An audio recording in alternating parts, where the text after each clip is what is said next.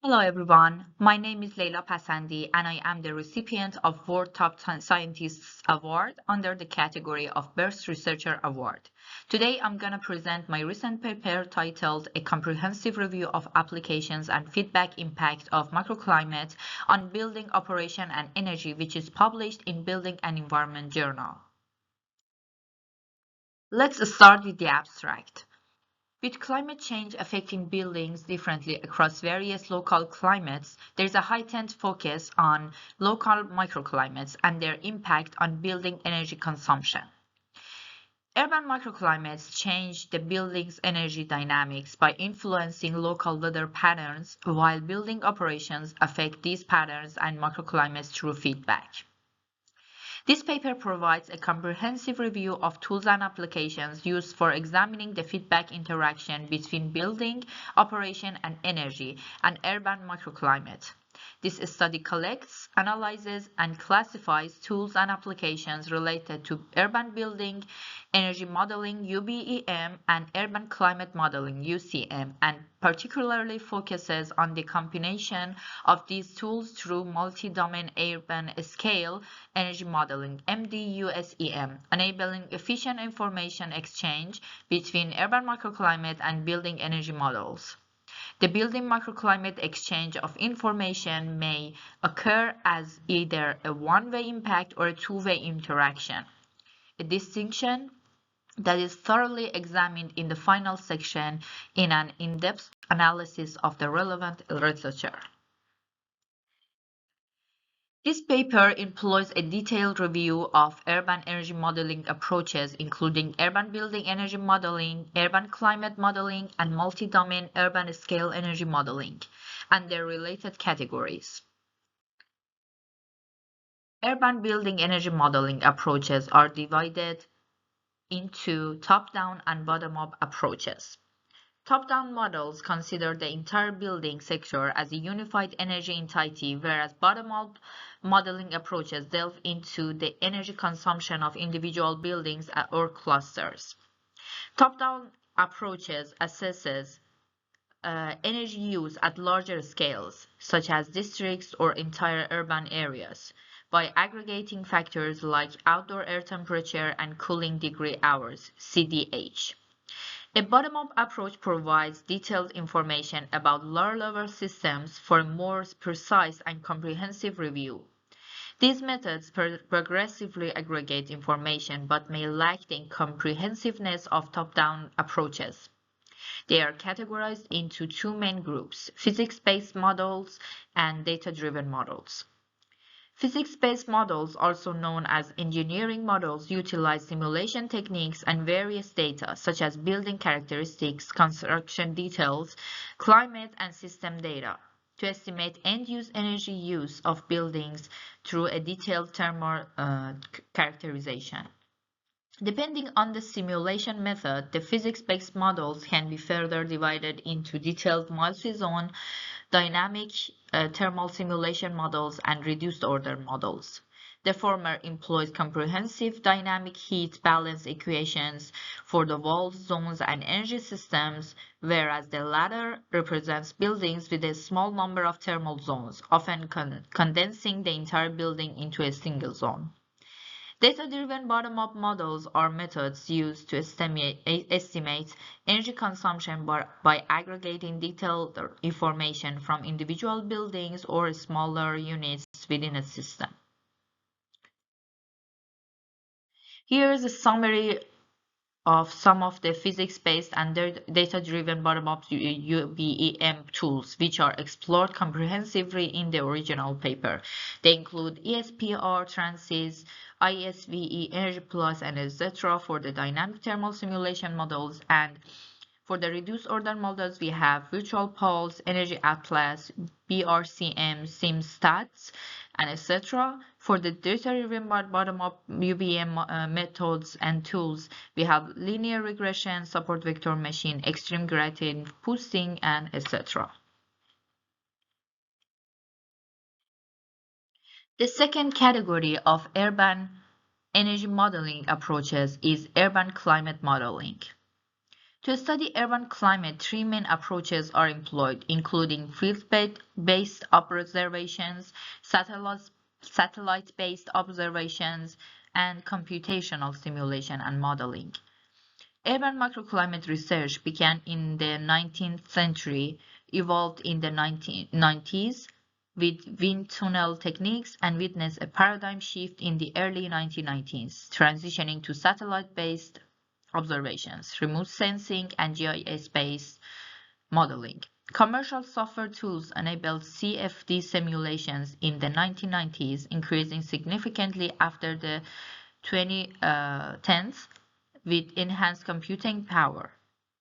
In the mid-2000s, researchers started applying the WRF model for urban microclimate assessments.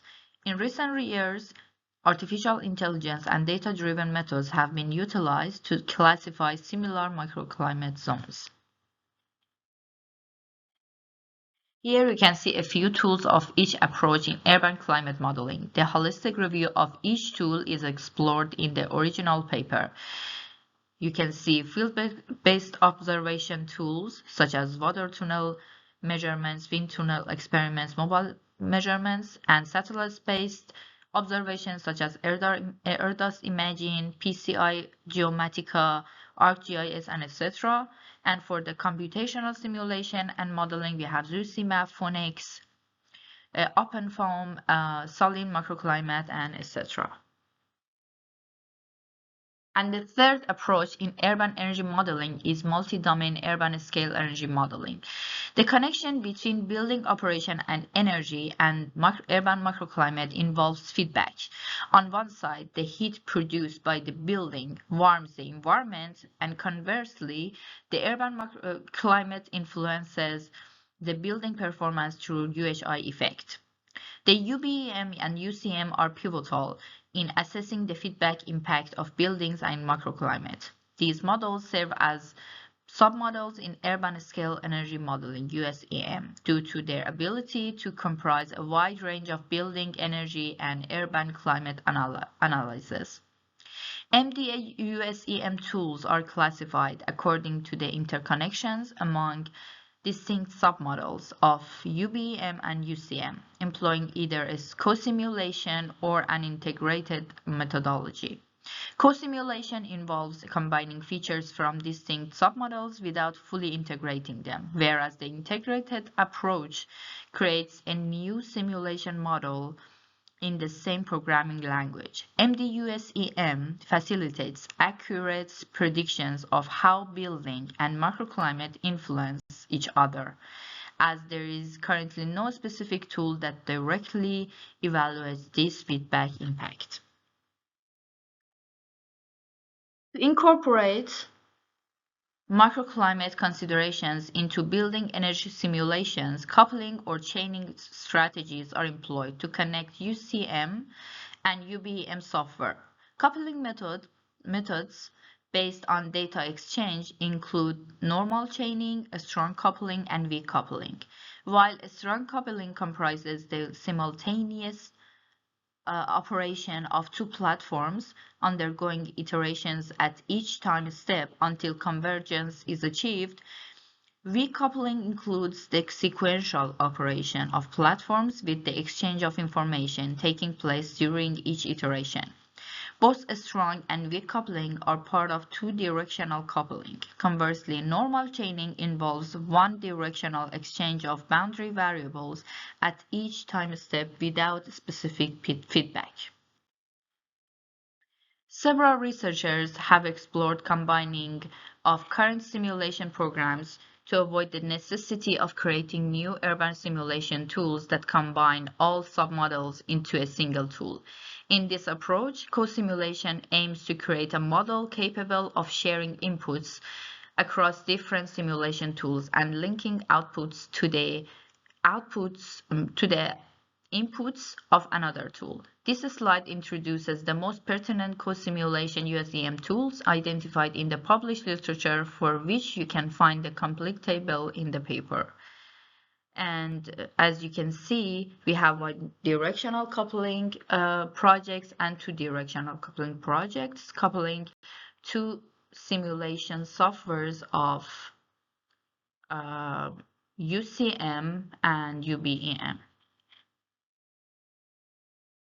Considering the feedback effects between urban microclimate and buildings operation and energy could substantially alter the anticipated heating and cooling demands of the building stock. This in turn might lead to significant changes in the design of energy systems. Therefore, it is crucial to account for the impact of urban climate during the initial stages of energy system design. Urban energy modeling tools such as UBM and UCM facilitate the analysis of building microclimate interaction. In the previous sections, we evaluated UBM and UCM tools independently and explored their integration through MDUSEM. Our focus was on coupling strategies, as these approaches have the capability to integrate various building energy modeling bottom-up methods such as physics-based methods and data-driven methods with urban climate modeling methods. In our paper, a section is dedicated to studies that specifically delve into one of three impact categories: impact of microclimate on building operation and energy, impact of building operation and energy on microclimate, and interaction between building operation and energy and microclimate. The conclusion. In this paper, we have conducted a holistic review of two categories of building microclimate from 2010 to 2024. First, we have analyzed tools and applications of the urban energy modeling UEM components, including UBEM and UCM, and their combination through the MDUSEM, which measures the building microclimate interaction with integrated and co-simulation tools.